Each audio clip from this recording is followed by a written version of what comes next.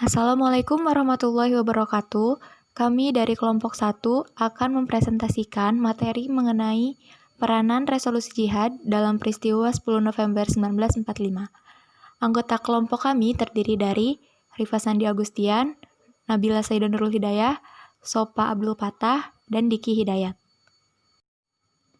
Materi yang akan kami bahas, yang pertama, latar belakang peristiwa 10 November 1945 yang akan dipaparkan oleh Saudara Rifa Sandi Agustian. Untuk materi yang kedua, proses lahirnya resolusi jihad serta isi dari resolusi jihad akan dipaparkan oleh Nabila. Materi selanjutnya, implikasi dari resolusi jihad dalam peristiwa 10 November 1945 yang akan dipresentasikan oleh Sopa Abdul Patah.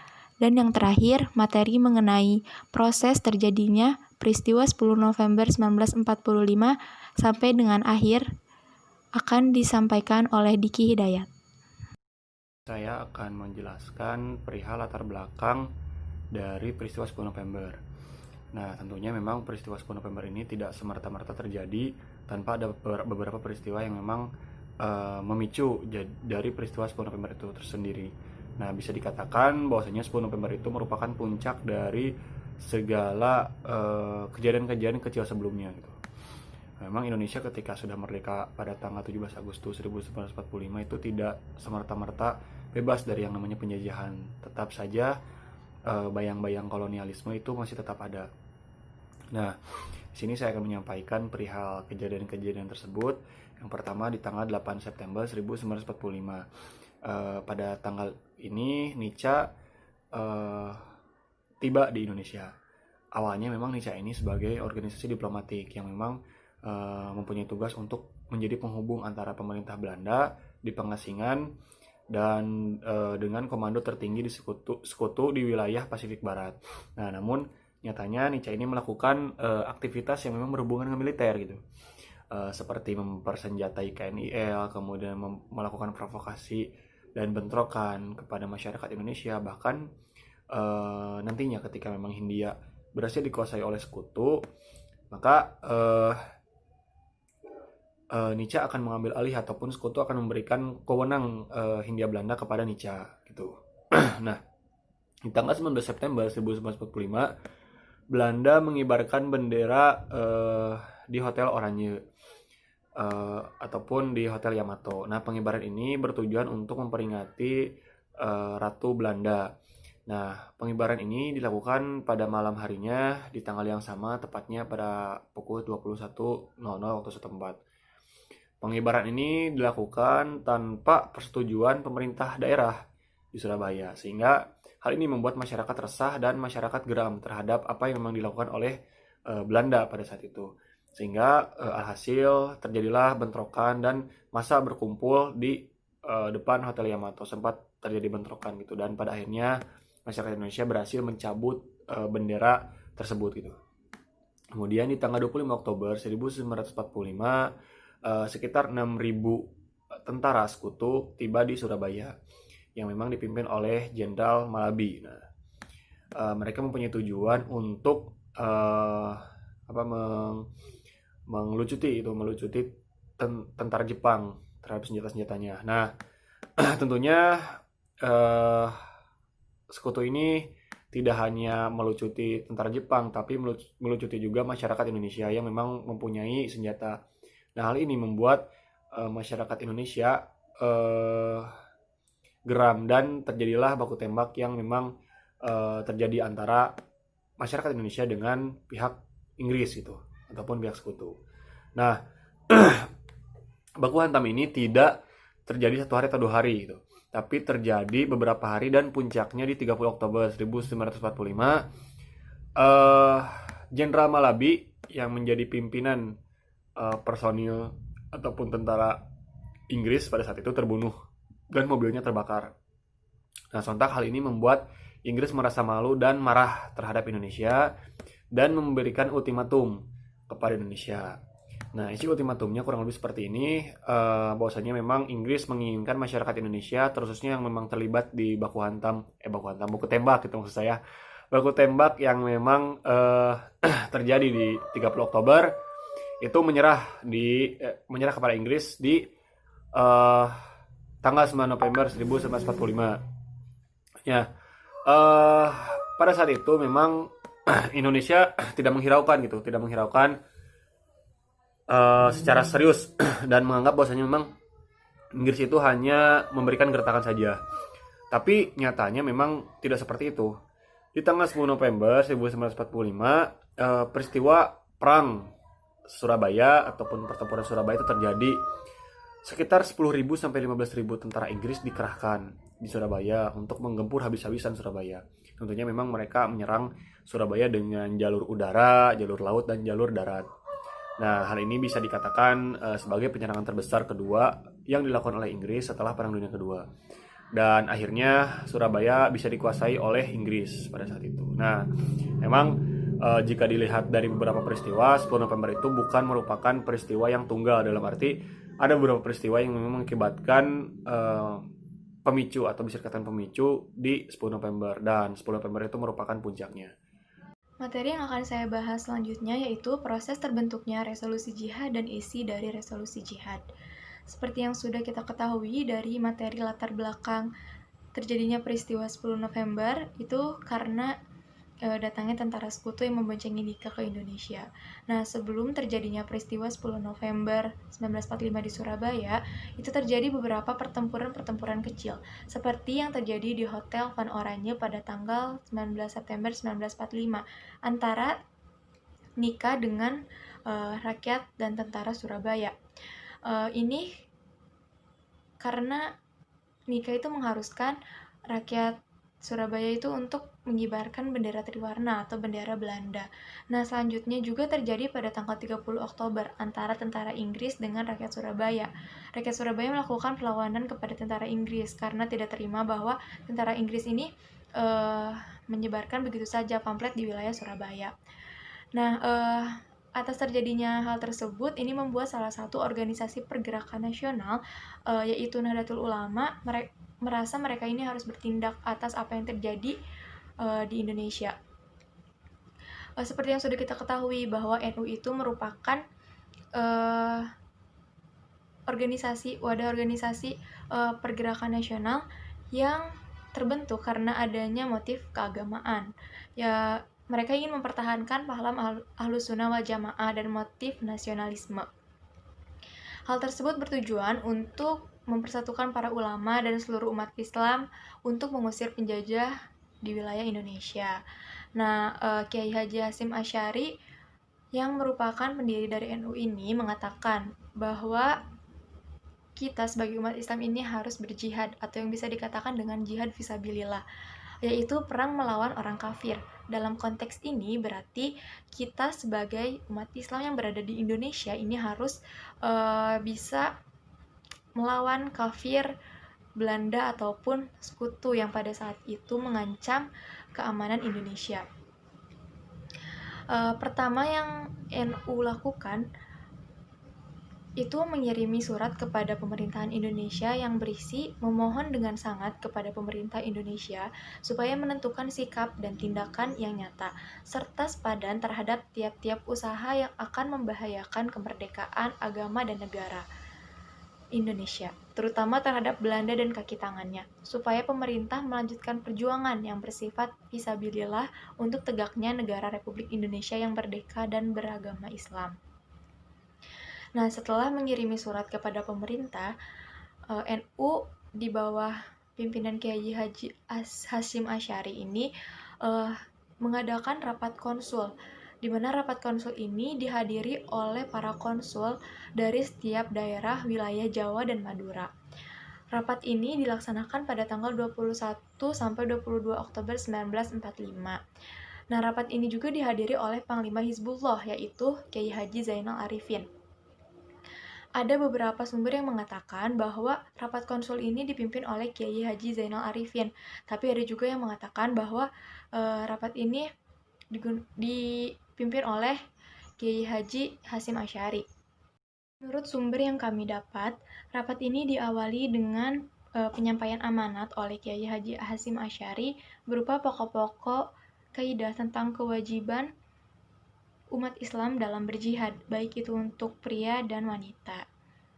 Nah, hasil dari rapat ini berbentuk resolusi atau yang bisa kita sebut dengan resolusi jihad. Nah, setelah terbentuknya resolusi tersebut, Kiai Haji Hasyim Asy'ari mengharuskan para konsul yang berasal dari wilayah Jawa dan Madura itu untuk menyebarkan resolusi tersebut ke wilayahnya masing-masing. Nah, bahkan isi dari resolusi jihad tersebut diterbitkan dalam Koran Kedaulatan Rakyat atau koran ini berasal dari Yogyakarta. Nah, adanya resolusi ini ditanggapi oleh masyarakat-masyarakat dari wilayah luar Surabaya. Mereka ini membentuk semacam muktamar, dan isi dari resolusi ini menjadi pegangan umat Islam atau rakyat Indonesia, umat Islam di Indonesia untuk bisa berperang atau berjihad melawan penjajah. Nah, banyak sekali kontribusi-kontribusi yang dilakukan para umat Islam di wilayah luar Surabaya seperti Malang dan wilayah lainnya yang mengirimkan laskar-laskar mereka untuk bisa ikut perang melawan Inggris di Surabaya. Di sini saya akan menyampaikan materi tentang implikasi resolusi jihad pada peristiwa 10 November di Surabaya. Sebelumnya saya akan menyampaikan sedikit latar belakangnya, berawal dari kedatangan APNEI ke Indonesia menjadi polemik di mata masyarakat maupun para pejabat.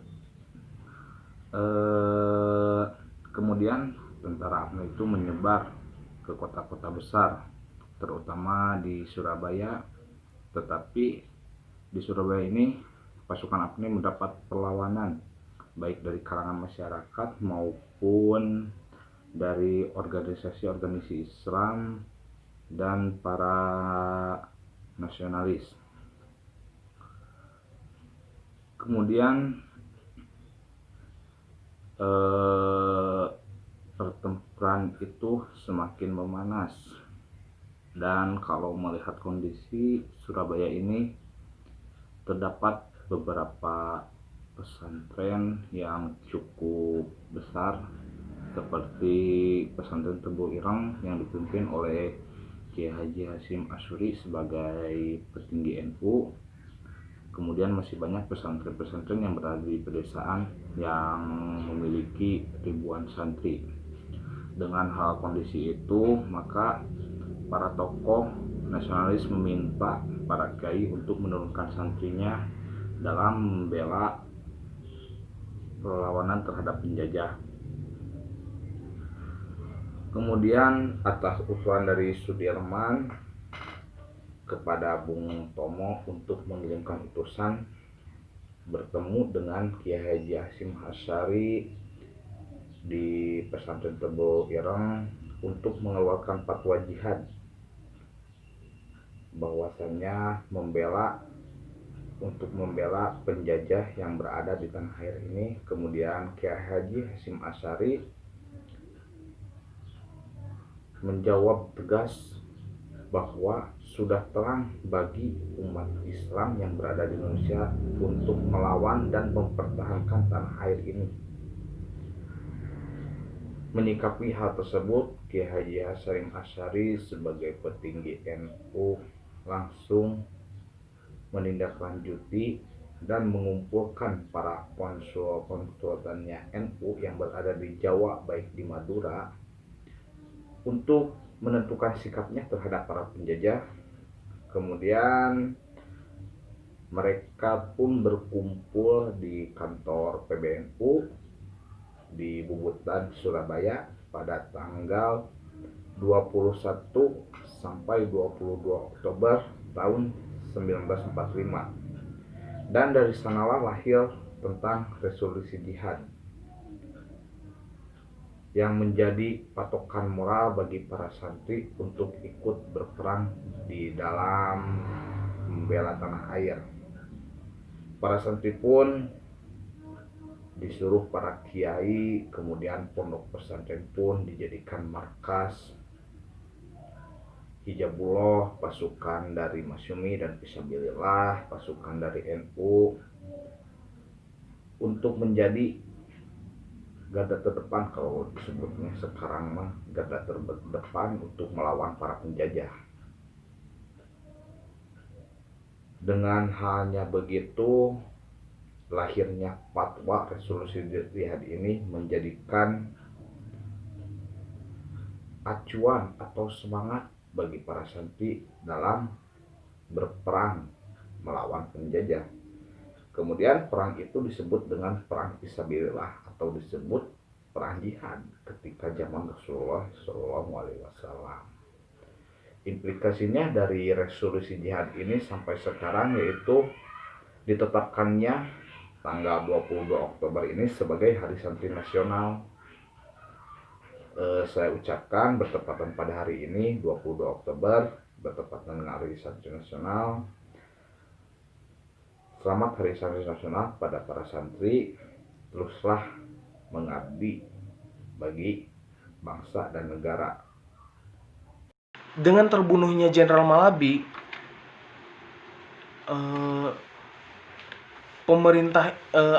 tentara Inggris semakin marah, semakin geram kepada Indonesia gitu. Nah, digantilah Jenderal Malabi yaitu dengan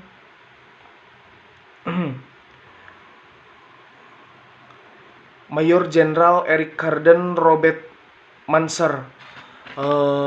Dia mengeluarkan kebijakan tentang ultimatum bahwasanya Indonesia harus menyerah dan mengembalikan senjata yang telah dirampasnya dari tentara Jepang kepada pihak Inggris, gitu, kepada tentara Inggris.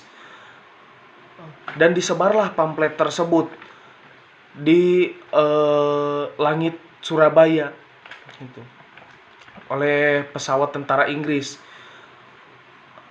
berharap rakyat Indonesia tunduk kepada ultimatum tersebut, tapi sebaliknya bahwa yang ada pemuda Indonesia pada saat pemuda Surabaya pada saat itu malah makin naik pitam, malah marah dengan ancaman tersebut dan bersiap mengorbankan jiwa dan raganya untuk membela tanah air Indonesia, khususnya di Surabaya.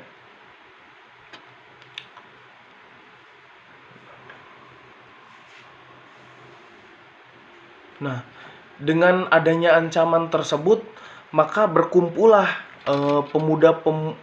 pemuda-pemuda siap tempur dari berbagai pulau, diantaranya Pulau Sumatera, Kalimantan, Maluku, Sulawesi, hingga adanya resolusi jihad pada saat itu yang dipimpin atau dikomando oleh pimpinan Pondok Pesantren Tebu Ireng, dan beliau juga adalah pendiri NU, yaitu Kiai Haji Hasyim Asy'ari. Nah, dengan bersatunya pemudi dari seluruh penjuru Indonesia, terbentuklah satu pasukan yang kuat untuk mengalahkan, mengusir tentara Inggris pada saat itu. Dan mereka menunjuk Sungkono sebagai komando pertahanan dan Surahman sebagai komando pertempuran. Dan di situ juga muncullah semboyan merdeka atau mati. Dan setelah terjadinya pertempuran hebat di Surabaya, akhirnya dunia melirik bahwa Indonesia tidak bisa disepelekan. Mungkin itu penjelasan dari saya, kurang lebihnya saya mohon maaf. Wassalamualaikum warahmatullahi wabarakatuh.